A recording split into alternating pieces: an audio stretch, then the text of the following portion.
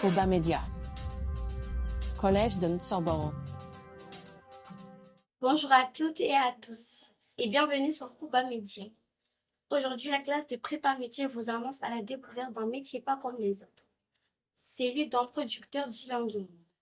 Pour cela, nous avons la chance d'accueillir Awar Soumaïla Mouïma, du jardin d'Imani au lieu situé d'histoire à Tingono, au cœur de la forêt. Ici, l'e-langue est cultivée et transformée avec passion aux autres côtés, plantes, épicées et trésors naturels. Également président du syndicat des jeunes agriculteurs de Mayotte et figurait également engagé dans la valorisation de l'agriculteur local. Il représente fièrement son île dans des événements comme le Salon international de l'agriculture. Bonjour Monsieur Mouiva. Bonjour, merci pour votre invitation. À quoi consiste votre métier? Le métier d'agriculteur, déjà, c'est de produire des plantes végétales, dans le domaine végétal. Et là, en ce qui me concerne, c'est l'ilang-ilang. Donc, l'ilang-ilang, c'est un arbre qui est taillé à 2 mètres pour faciliter la récolte des fleurs. Et ces fleurs, on va on va cueillir les fleurs pour les distiller pour obtenir une huile essentielle qui sera utilisée dans le parfum et dans les cosmétiques foisonnants. Pourquoi avez-vous choisi ce métier? Je dirais plutôt que c'est le métier qui m'a choisi, parce que moi je suis issu d'une reconversion professionnelle. Donc, auparavant, j'ai été chef de service chef de service de sécurité incendie. Donc, je travaillais dans la sécurité. Et puis, après le décès de mon grand-père, j'ai progressivement récupéré son exploitation, qui est l'exploitation de langue familiale, qui existe depuis les années 1975. Et donc, après la disparition de mon grand-père, j'ai récupéré progressivement l'exploitation et aujourd'hui, depuis 8 ans déjà, je suis présent et je perpétue non seulement la tradition familiale, mais aussi le patrimoine local qui est la production emblématique de l'île de Mayotte, qui est notre trésor, on va dire, départemental ici à Mayotte. Qu'est-ce que vous aimez dans ce travail et qu'est-ce que vous n'aimez pas dans ce travail? Alors, ce que j'aime, c'est déjà cette liberté qu'on a de travailler dans la nature, en harmonie avec la nature, j'ai envie de dire. Et puis, je suis mon propre patron. Donc, je décide de quand j'ai envie de travailler et quand j'ai pas envie de travailler. Et j'ai beaucoup envie de travailler parce que si on n'entretient pas la nature, les arbres ils continuent à pousser. Si on récolte pas les fleurs, elles vont faner. Et si on distille pas, on n'aura pas d'huile essentielle. Donc, en fait, on est obligé de travailler, mais c'est un travail que j'aime beaucoup parce que ce que j'aime dans tout ça, c'est que j'entretiens un patrimoine. Donc, c'est valorisant à mon niveau personnellement, parce qu'il s'agit d'un patrimoine familial, mais aussi un patrimoine au niveau de l'histoire de notre département. Parce qu'il faut savoir que l'Ilang-Ilang, c'était le produit de rente de Mayotte, c'est-à-dire que depuis les années 45-50, c'était la principale production qui était destinée à l'exportation. Et ce que je n'aime pas, il n'y a pas grand-chose que je n'aime pas dans tout ça, mais je dirais tout simplement, aujourd'hui, il y a beaucoup de difficultés sur le débouché, alors qu'avant, on arrivait à vendre assez bien une langue. Aujourd'hui, on a du mal à le vendre parce que, pour plusieurs raisons, euh, peut-être on en reviendra dessus tout à l'heure. Qu'est-ce qui est difficile dans votre métier? Alors, tout est fait à la main. Tout est fait à la main, donc c'est ça qui est difficile, c'est un travail assez physique. Euh, Il n'y a rien de mécanisé, à part l'utilisation d'une débroussailleuse. Mais il faut débroussailler soit à la main, soit débroussailleuse si on a la chance d'en avoir une. En tout cas, on se donne les moyens d'en avoir au moins une. Et puis, il faut tailler les ilang-ilang. Donc, c'est tous les 2 mois. Il faut revenir dessus. Alors, plus on a des parcelles, et plus il y a du travail. Et ce qui reste difficile, c'est que aujourd'hui, j'ai des alambics au feu de bois. Donc ça, il va falloir aller chercher du bois régulièrement. Donc là, c'est assez, on va dire, je dirais pas épuisant parce que ça fait partie du travail, mais c'est physique. Donc quand on est malade, c'est un peu compliqué d'aller chercher du bois dans la forêt par rapport à des alambics qui seraient en électricité, qui marcheraient à l'électricité ou au gaz ou au fioul, où on a juste à acheter le fioul par exemple, ou le gaz. Là, il faut aller chercher du bois et l'acheminer jusqu'à là et la distillation, il faut être présent. Mais c'est tout ça qui fait la beauté du travail aussi et de ce patrimoine euh, qu'on a toujours eu, c'est-à-dire produire comme le faisaient nos anciens. Quand je pratique ça, je revois mon grand-père et nos, nos grands-pères, en fait, nos anciens qui faisaient ça au feu de bois avec toutes ces difficultés qui sont quand même valorisants quelque part. Ça reste donc une difficulté, mais qui est, on va dire, positif en quelque sorte. Quel parcours avez-vous choisi pour devenir producteur d'immobilier? Alors, comme je vous le disais, je suis issu d'une reconversion professionnelle, c'est-à-dire que jusqu'à l'âge de 31 ans, je travaillais en tant que chef de service de sécurité, enfin, jusqu'à 29 ans. J'ai travaillé comme chef de service de sécurité et puis pendant 2 ans, je me suis arrêté pour tester un peu l'activité agricole. Et finalement, j'avais aucun diplôme lié à l'agriculture. J'ai dû me renseigner et à travers le lycée de Cocomi et sur Internet, j'ai vu qu'on avait une formation qui s'appelle le BPREA, Brevet professionnel responsable d'exploitation agricole. C'est le niveau minimum requis pour pouvoir s'installer en agriculture. Donc, pour devenir un chef d'exploitant agricole et pour avoir le diplôme minimum qui nous permet de bénéficier des fonds européens. Donc, j'ai dû le faire, c'est sur 11 mois, on va dire une année. Et c'était à l'époque à La Réunion. Et grâce à nos actions syndicales, on a pu mettre en place ce BPREA ici à Mayotte en 2021. Et moi, c'était donc en 2017, en 2016, pardon, que j'ai passé ce diplôme. Donc, le BPREA, c'est le niveau minimum requis si vous n'avez pas un bac agricole. Quelles compétences, quelles qualités et quels matériels sont nécessaires pour ce métier? Alors, au niveau des compétences, je dirais déjà, ben, il faut quand même être physiquement valide. Ça serait un peu difficile si on a des handicaps moteurs, parce que c'est un métier assez physique. Donc déjà, si on est en bonne santé, qu'on n'a aucun problème moteur, c'est déjà une très belle qualité. Il faut aussi avoir l'amour du métier, donc la motivation et l'envie de travailler la terre. Parce que travailler la terre, ça veut dire qu'on ne force pas les choses. Il faut travailler vraiment avec la nature, entre le soleil, la pluie et la qualité de la terre. Et aimer surtout ce qu'on fait. Ça, c'est la qualité principale. Aimer ce qu'on fait, aimer travailler avec la terre. Et au niveau des compétences, je dirais à peu près pareil, qu'il faut des compétences d'anticipation, il faut avoir le goût de l'entrepreneuriat, anticiper les choses, ne pas attendre qu'on nous dicte quoi faire, mais en observant, en voyant comment les choses vont aller plus ou moins. Je vous prends l'exemple de Chido qui vient de passer à Mayotte. Ça, personne n'a pu l'anticiper parce qu'on s'y attendait pas. Mais là, aujourd'hui, comme c'est arrivé, il va falloir anticiper ce qui va arriver, donc prendre des initiatives. Donc, il faut avoir cette capacité d'adaptation et cette capacité comment dire, à anticiper les choses. Au niveau du matériel, ben, pour l'entretien, c'est le fameux chombo. Donc, ça, c'est l'outil indispensable à tous les Mahorais, les agriculteurs, pardon. Et puis, avoir une débroussailleuse, ça aide beaucoup à débroussailler. Ça, c'est la partie entretien des parcelles. Et après, il faut avoir un alambic si on fait la distillation. Parce que moi, je suis producteur et distillateur. Il y en a qui sont uniquement producteurs. Donc là, ils ont besoin des outils comme le chombo, la débroussailleuse pour entretenir leurs parcelles. Par contre, lorsqu'on distille, il nous faut un alambic. Donc, l'alambic va vous permettre une fois récolté, la fleur va être distillée pour obtenir cette fameuse huile essentielle d'ylang-ylang. Quelle tâche exécutez-vous sur une journée de travail? Alors, une journée type pour moi, c'est bon, j'arrive le matin sur mon exploitation.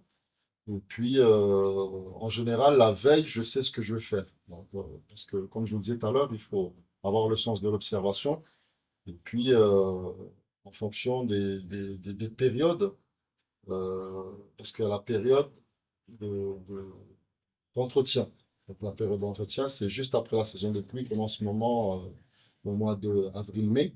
Là, on va entretenir, donc c'est débroussailler, tailler, et par la suite, c'est la distillation. Donc, la distillation, c'est la récolte des fleurs. Mais avant ça, il faut s'assurer qu'on ait assez de, de, de bois pour lancer la distillation. Donc, en amont, on aura déjà préparé notre bois et puis s'assurer quand même qu'on a un minimum d'eau pour la distillation parce que la distillation se fait non seulement euh, par le feu en bas pour bouillir l'alambic, mais aussi un système de refroidissement. Et donc, j'ai deux bassins d'à peu près 80 mètres cubes.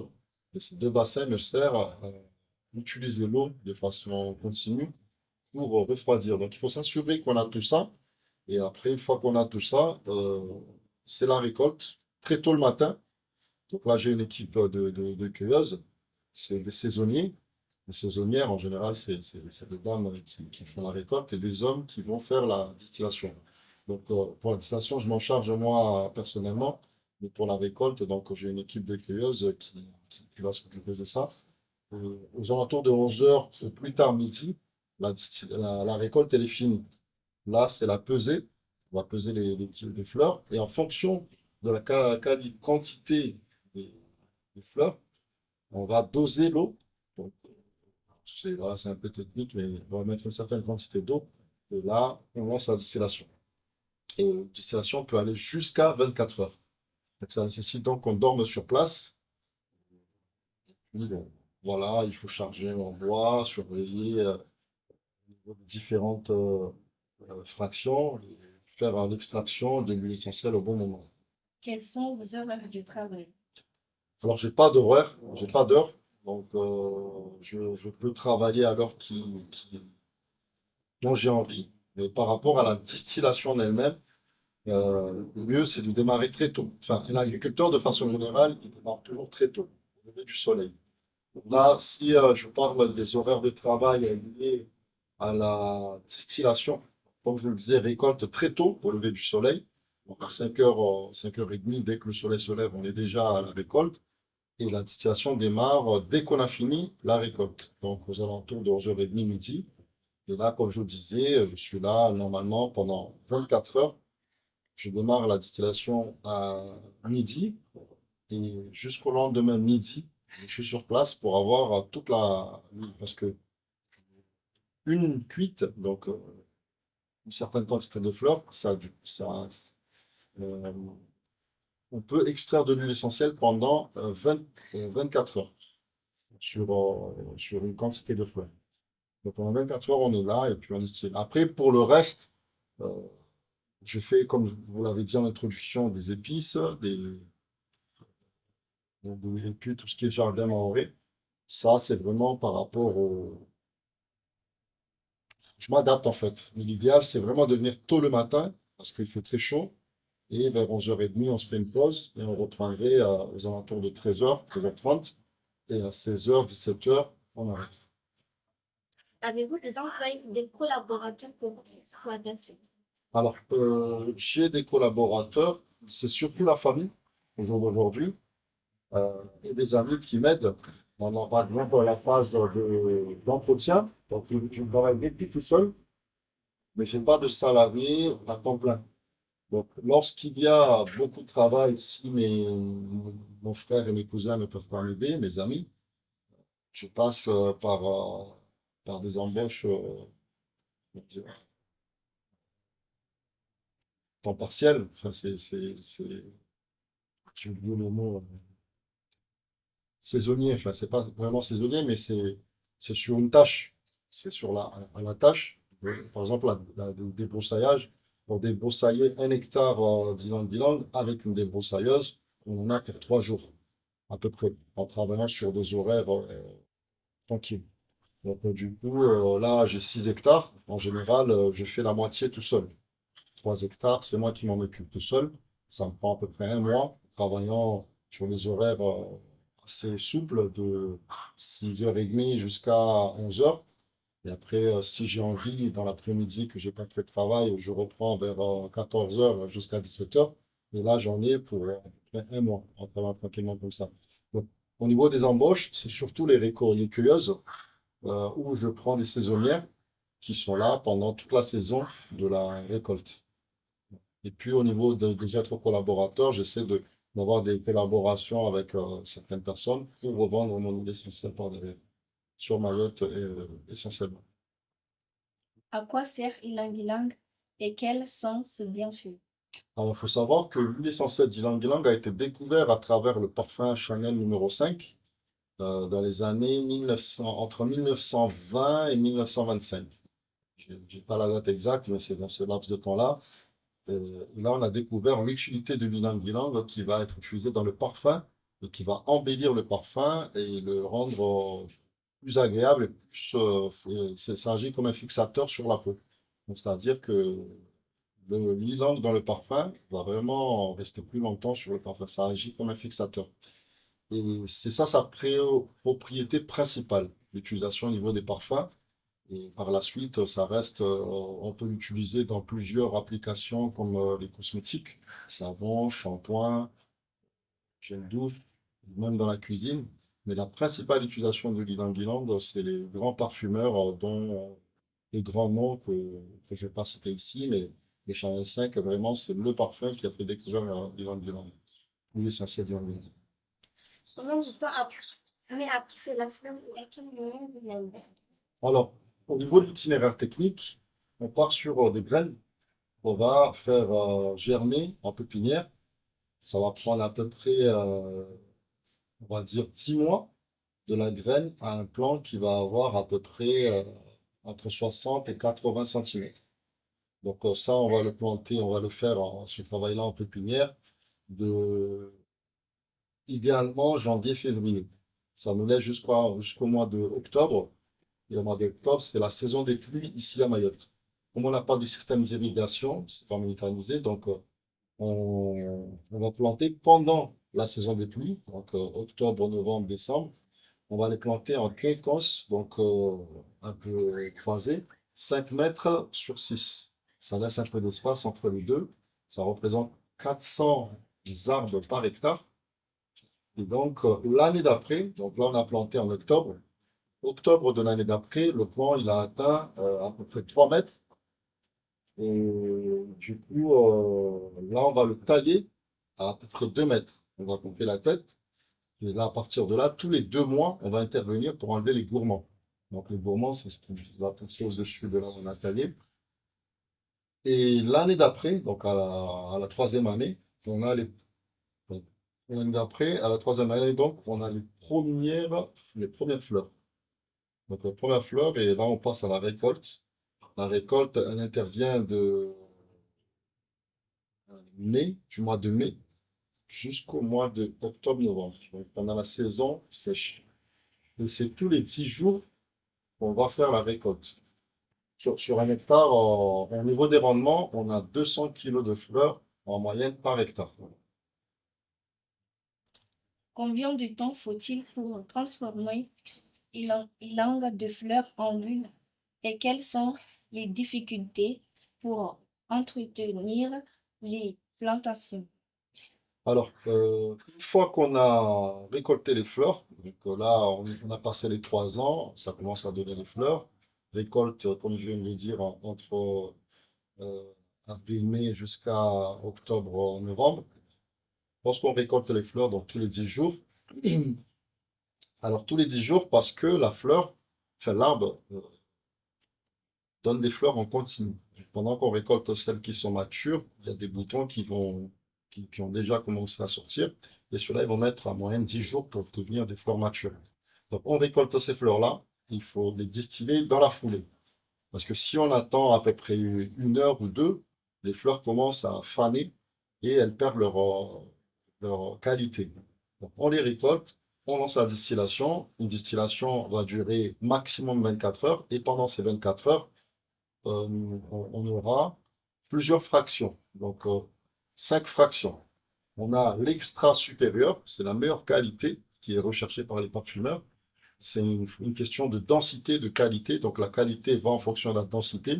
C'est-à-dire qu'au début, la fleur, l'huile essentielle obtenue, elle est dense, c'est-à-dire elle est un peu lourde par rapport à la densité de l'eau.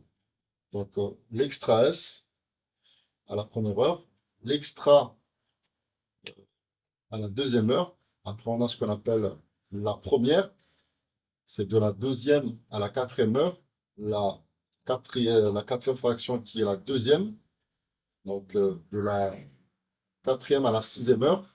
Et au-delà de la sixième heure de distillation, c'est ce qu'on appelle la troisième, qui représente 50%. Donc, on a 15% d'extra supérieur, 15% d'extra, 10% de première, 10% de deuxième, donc là on a 50%, et 50% de troisième, donc ça nous fait 100% de l'huile essentielle.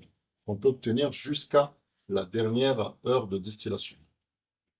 Selon vous, vous savez pourquoi l'ylang est devenu l'emblème de Mayotte? Alors, quand on dit Mayotte, l'île au parfum, c'est par rapport à l'ylang-ylang. Il faut croire que dans les années 80, on avait plus de 1100 hectares d'ylang-ylang. 1100 hectares d'ylang-ylang sur une superficie, ce qu'on appelle le SAU, la surface agricole utile, de 7000 hectares. 7000 hectares de production agricole, on avait 1100 hectares, il n'y avait que de ylang-ylang. Et quand vous arrivez à Mayotte à l'époque, dans les années 80-90, vous étiez surpris par cette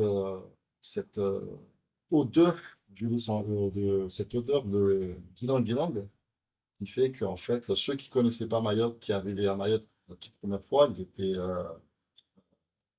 éblouis par cette odeur, en fait. Ils étaient enveloppés par cette odeur, et c'est de là que vient le nom des Mayotte, l'île au parfum. Monsieur Moïva, le mot de la fin.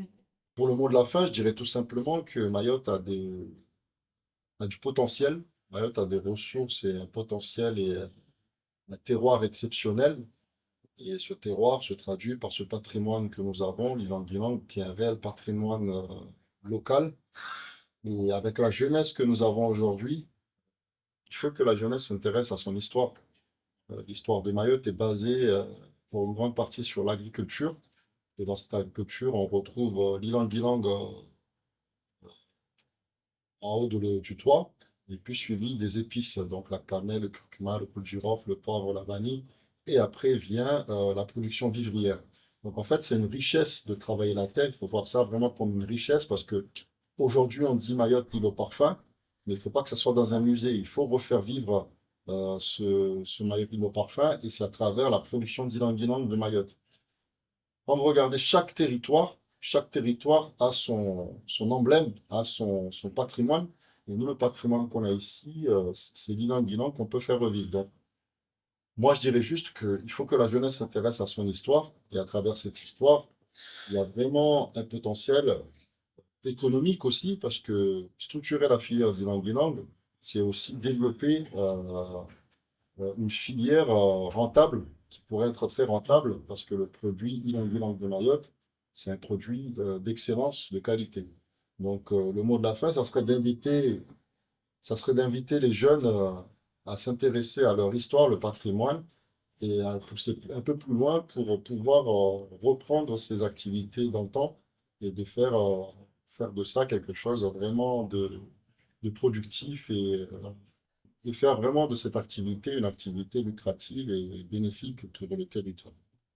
Monsieur Moïva, nous vous remercions d'avoir répondu à nos questions et à bientôt sur Cuba Media. Merci pour votre invitation et à très bientôt.